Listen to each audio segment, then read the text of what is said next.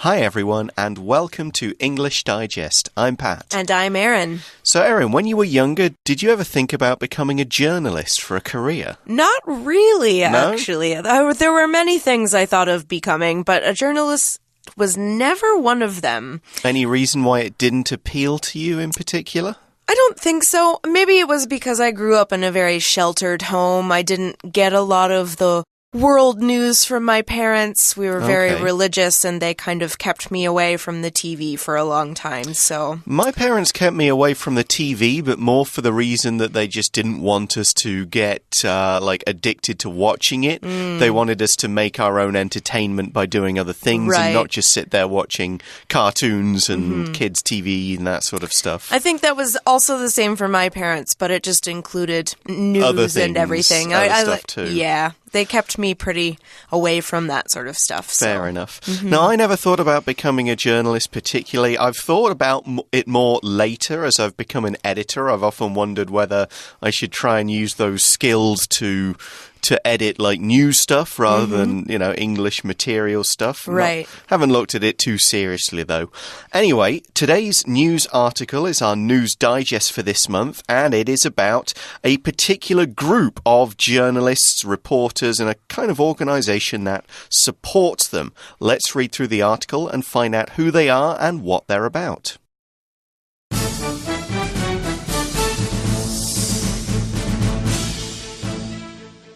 Reporters Without Borders picks Taipei for Asian Bureau. Reporters Without Borders, also known as Reporters Sans Frontières, RSF, has chosen Taipei to be the home of its first Asian bureau. The non-profit, non-governmental news organization opened the new office in June 2017. Originally, Hong Kong had been the first choice for the bureau's location.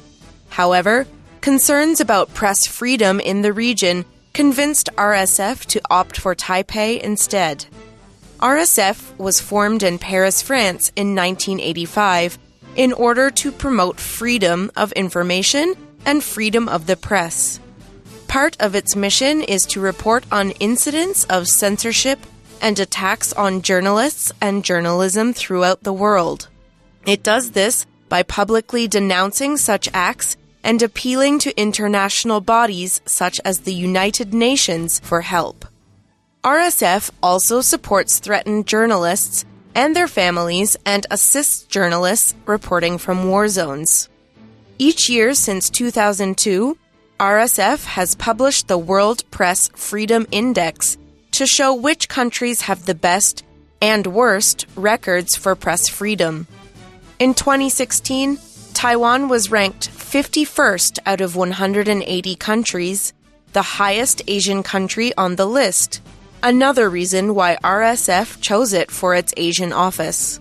This is a big change from when RSF was founded, at which time Taiwan was under martial law, while Hong Kong was a British colony with a high degree of press freedom.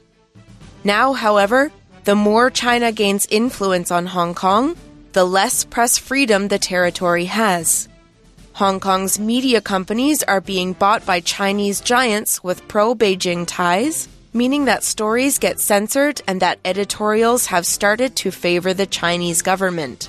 RSF has acknowledged that Taiwan's media is also coming under political and economic pressure from China, meaning the organization's work here is even more important.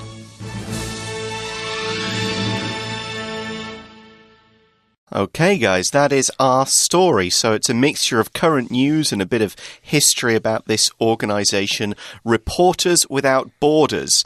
The title says they have picked Taipei for their Asian bureau. Now, a bureau is an office or a department for doing a particular business. Governments have bureaus for different departments or for dealing with different parts of each department's business. So a finance bureau, education bureau. Sometimes they're called departments, sometimes they're called other names. Bureau's just one of those words for them. Newspapers and media organizations, they have different bureaus in different countries for dealing with news from that area. So it kind of means that rather than just having reporters in France or the US or somewhere, they've actually got an office with people and workers and support systems in that place, reporting on news from that place, working with locals and so on. Right. Another thing to do with bureaus, often specifically what they're doing in the bureaus is collecting and providing information to the public. There we go. Yeah. Okay, so let's go on into the first sentence of our article here. It says, Reporters Without Borders, also known as Reporters Sans Frontières, or RSF, which is a lot easier to say since I no longer speak French very well. I think I was very impressed by the pronunciation. I think it's a much better effort than I would have made of it. All right, well, it's chosen Taipei to be the home of its first Asian bureau. So they're going to open an office here in Taipei. And we see that it has a French name. We're going to learn a little bit more about that later. But let's talk about the name Reporters Without Borders for a little bit. Sure. It's an interesting name. It's related to Doctors Without Borders. Yes. And we know that they go into countries and work with hospitals and people who are suffering through war or maybe diseases like the Ebola virus a few years ago. Yeah, the whole without borders concept represents that they don't kind of work for or with any particular country. They're treating everybody equally. Everybody is welcome to be a part of and contribute to this organization. Right. They will help both sides in a war or conflict, that kind of thing. Right. They're completely impartial, neutral for that sort of conflict or argument. In this case, they're reporting around the world, trying to just get the facts and the truth and the freedom of the press, which is what we'll talk about in just a moment. Yes. So we also learn that the non-profit, non-governmental news organization opened the new office, this is the Taipei Bureau, in June 2017. Okay, so quite recently. Yeah, and we see it's non-profit, which means that the organization's purpose is not to make money. Okay. That's not to say that they don't try and make any money at all. They obviously need money to cover their costs, pay their staff and so on, but they're not just trying to make money for the shareholders and make the owners rich. Right. Any extra money on top of what they make to pay all their staff and keep their buildings going, they can use for other good purposes, not just for making everybody wealthy. Right. It's also non-governmental, which means that it's not controlled by any governments. Right? Yeah, it's kind of a private company sort of thing. Okay, so or public, I guess they would be, since they sort of, everybody can take part and they're for the people. Okay, well, it goes on. It says originally Hong Kong had been the first choice for the Bureau's location. So Taipei wasn't the first choice. Hong Kong was the first choice, but there are reasons that they didn't go to Hong Kong. They came to Taipei instead. It says, however, concerns about press freedom in the region convinced RSF to opt for Taipei instead. Here we see concern. We usually use this word as a verb, but here it's used as a noun. And a concern is a feeling of worry that you have about something. So there are things that are worrying the RSF about going to Hong Kong, and one of those is press freedom in the region. And that just means that they are not having as free of journalistic enterprise there as they used to. Yeah, we'll look in more detail about that later, but they're kind of feeling like the media isn't free to always say what they want. There's a bit too much control from governments, corporations, and so on. And this persuaded them, this was the thing that made up their mind for RSF to opt for Taipei instead. Opt for is another way to say choose, to decide something, or as we see in the title, pick a particular thing. Basically make a decision and choose one thing over the other. So there we go. They've chosen Taipei. They've said that's going to be where we put our bureau. Hong Kong isn't quite working for us. We don't think it's the right place these days. More on that later. We're now going to look at RSF's kind of background, bit of their history and the ideas they stand for. Right. So let's find out where it started originally. So it says RSF was formed in Paris, France in 1985 in order to promote freedom of information and freedom of the press. So 1985, that would be about 32 years ago. Yeah. So it hasn't been around for that long, but it was formed in Paris, France, which is why we have the French name, Reporters sans frontières.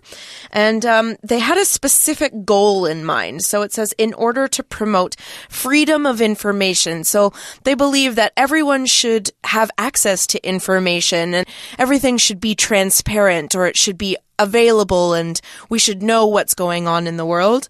And freedom of the press, that means that journalists on TV and in the newspaper have the ability to say what they want, say what is true about the government and about wars and all of this stuff. A lot of times we don't hear the real facts behind things because it's been controlled by the government or by corporations, and they don't think that should happen. We look into that in the next sentence, which is part of its, RSF's, mission is to report on incidents of censorship and attacks on journalists and journalism throughout the world.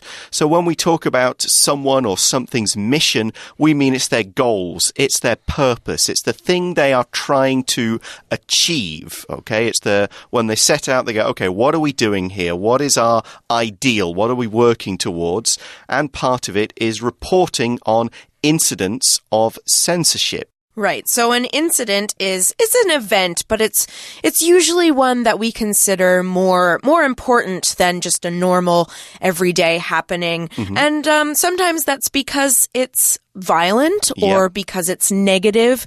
So an incident of terror would maybe be a bombing attack, or an incident of war would be high casualties in war. Yeah, bombing by planes on a particular area. Yep. So if you say there was an incident at work, you know, something kind of bad happened, maybe a big argument, something went really wrong, someone quit in a spectacular way, something like that. Right. So here we're looking at incidents of censorship. Censorship is when part or all of a particular piece of information, material, film, documentary, anything like that is cut out. Now, this could happen for several reasons. You could look at something and think, okay, the content of that is offensive, it's really disgusting, it's rude, you know, it could involve all sorts of things that you don't think the public should see. For example, if you're going to put a very violent movie on TV, you often censor and take out the worst bits of the violence in case kids watch it. That's right. So there is a good kind of censorship for that thing. Here, we mean the bad kind of censorship where governments or other people with power kind of take away facts out of an article or just say you can't print that story. Right. We don't want people to know that. Yeah, they're trying to hide secrets. They're trying not to let people know things. They're controlling information. Right. And we also saw that part of its mission is to report on attacks on journalists and journalism throughout the world. Now here, journalists and journalism are quite the same word. They both have the root form of journal. A journalist is a person whose job is to report. They usually work for a newspaper, a magazine, a radio station, a TV station, anything that gives the news, so they can work for websites as well. And they report by either writing or speaking in these manners. And journalism is the overall activity of reporting on news and information. Okay, and RSF, does this, it reports on this, by publicly denouncing such acts and appealing to international bodies such as the United Nations for help.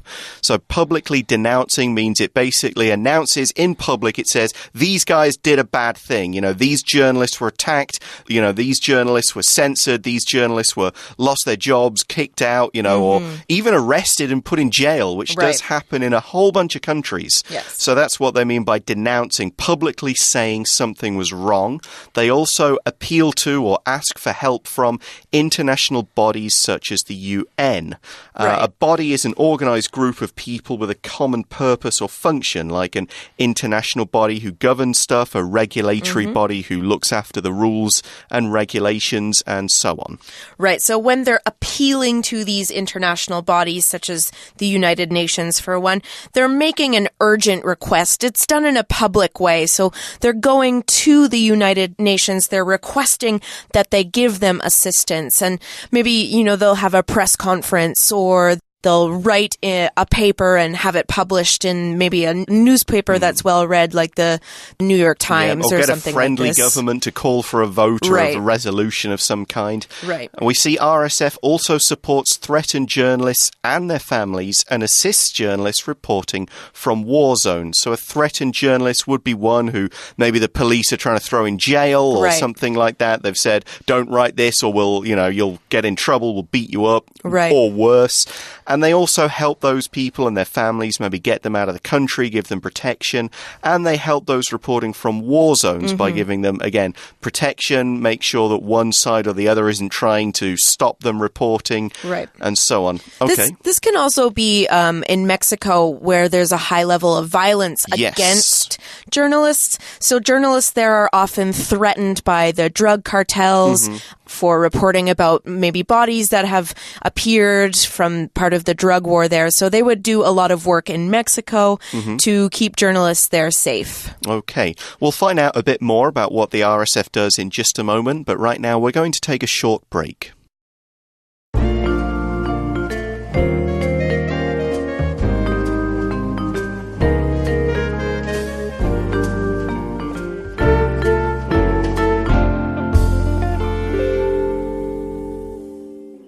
Hi everyone, welcome back. We're talking about the RSF, Reporters Sans Frontières. That's as good as I'm going to get. We see that each year since 2002, RSF has published the World Press Freedom Index to show which countries have the best and worst records for press freedom. Okay. Now, an index is, in this case, a number that shows how much or how little of a particular quality, a physical thing, or something else you can measure has to give an overall standard. So basically, they're measuring press freedom. They're calculating that number based on laws, based on threats to journalists that happen in a country, regulations, internet freedom, and that sort of stuff. And they're giving each country a score and then kind of putting them in a list so we can see who has the best score. Now, in this index, a low score is good. That means you have a lot of press freedom. Right now, Norway is the freest country. They have a score of just 7.6. Oh, wow. Which is, I think it's out of 100. Taiwan has 24.37. Okay. And we'll see where that puts it. China has 77.66. So it's right down there. And the worst in the world is North Korea, unsurprisingly. Right. The worst press freedom, 85, basically, out of 100. So terrible scores. Right. Another quality that an index has is that it can be used each year that it's published to compare. We have all these numbers, and each year we can compare how they are doing compared to the year before, sort of thing. Exactly. They're getting better, they're getting worse, and so on. Right. Okay. So we have this World Press Freedom Index to show which countries are the best and the worst, and we discussed that a little bit. But we touched on Taiwan. Let's learn a little bit more about it. It says in 2016, Taiwan was ranked 51st out of 180 countries. So here we see that it's the highest Asian country on the list because it's ranked 51st out of 180.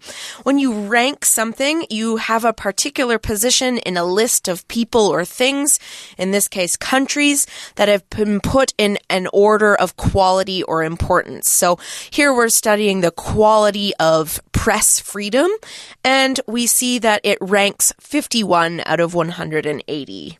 So that's where it is on the list.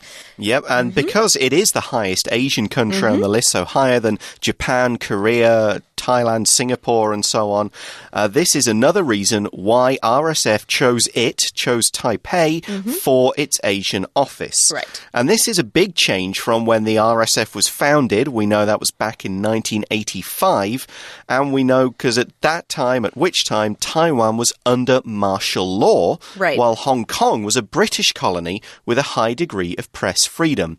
Martial law means the army is in charge, basically. Maybe the army is supporting a particular government party, as kind of happened here. Maybe the army is just running the entire country by itself, as you can find in some places around the world. But it basically means there are a whole lot of laws aren't being used, so people often have to do things like, go home at a particular time. They can't get together, they can't protest, they can't form opposing political parties because the soldiers are in charge. Right. You often see that in Thailand because every few years the military takes over from the government and they have another election and they get a new government, and a few years later the military will take over again. So Thailand is one country that often has martial law right now. But we also saw that when Taiwan was under martial law, Hong Kong was a British colony. So they had more freedom than Taiwan did at the time. Now, a colony is a country or an area that is under the political control of a more powerful country.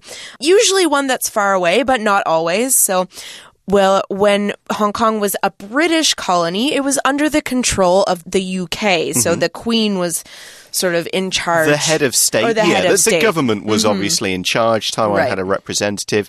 And as most people know, it was given back to China in 1997. Yeah, because it's now 20 years since.